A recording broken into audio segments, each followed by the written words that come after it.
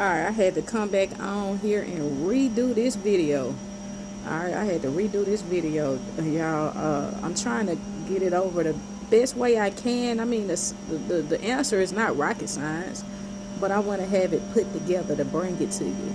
You understand? So I'm NarcsHateTLM on Instagram, NarcsHateTheyLoveMe at gmail.com. The email will be in the video description. Also, NarcsHateTheyLoveMe on TikTok.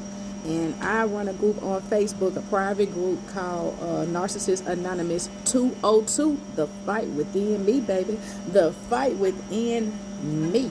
And we talking about the healing aspect of toxicity on a higher frequency. Alright. Shout out to all of the warriors that's there, that's making the group, that's sharing, that's dropping the good mornings, and we do this back and forth all through the week, and we just kind of uplift each other.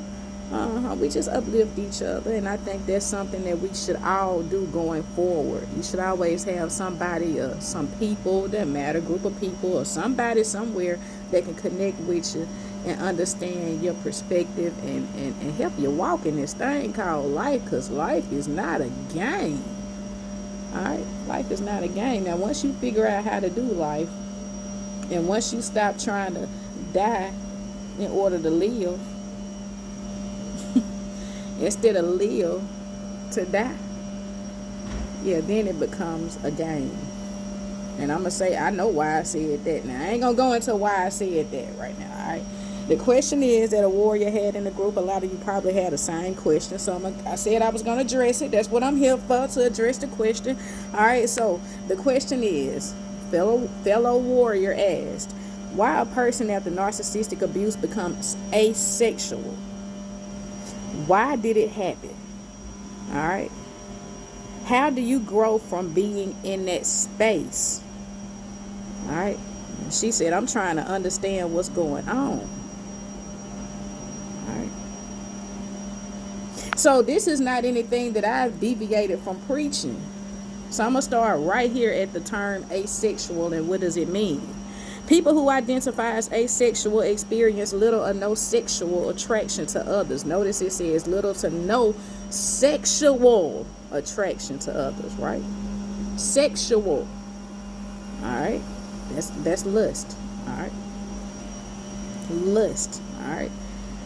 Instead, they identify somewhere on a spectrum that includes their emotional, the way that they feel, their spiritual and romantic attraction to others.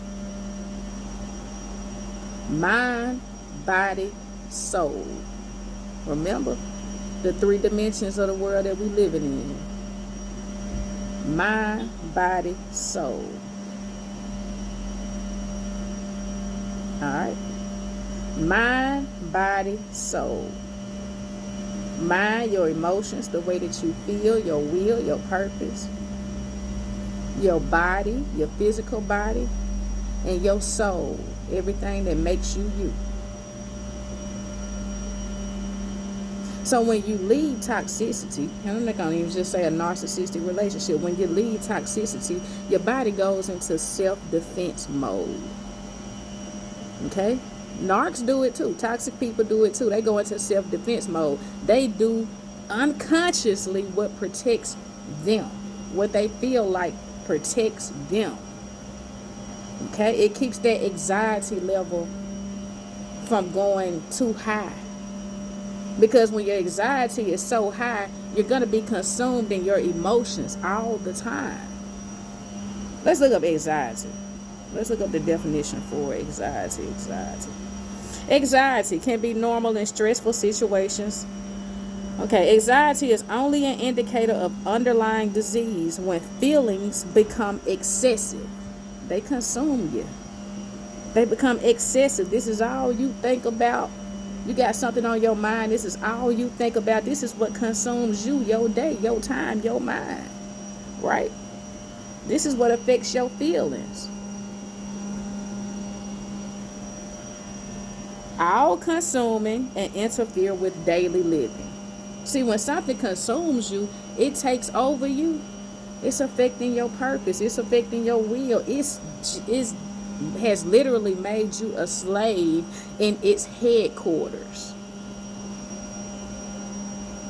Let's look up defense mechanism. All right.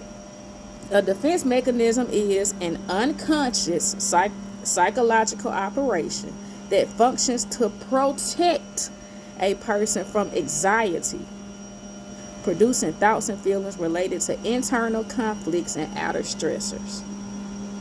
You see how that goes?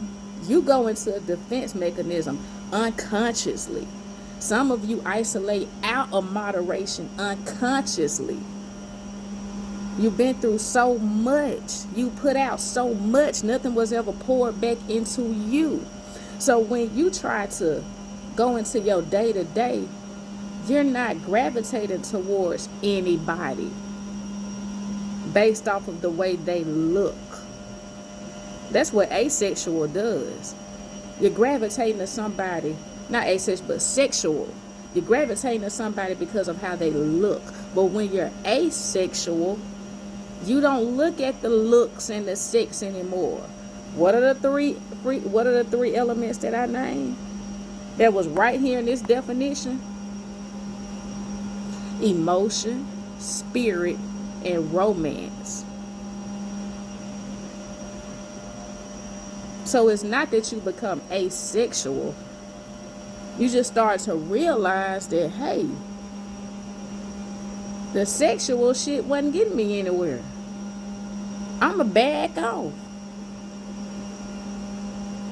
I'ma go into isolation. I might be depressed here and there. I don't want to be around people. I don't want people around me. This is a defense mechanism. And to add to it, when you're going through that stage of healing, you're recalibrating. You're renewing the mind, the soul, the spirit. You're renewing yourself. Because remember, when you're in that toxic relationship, those chemicals were overly excessive or under.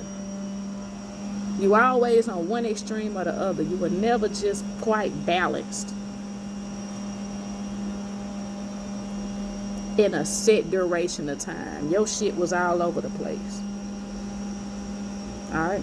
I hope that made sense to you. I'm Narcs Hate They Love Me. I leave you with peace. I leave you with love. And you have all the power in the world. Y'all, it's getting dark out here, so I'm going to end it right there. Alright, peace. Take care. Like, share, and subscribe to the channel. Love you. Bow. Peace.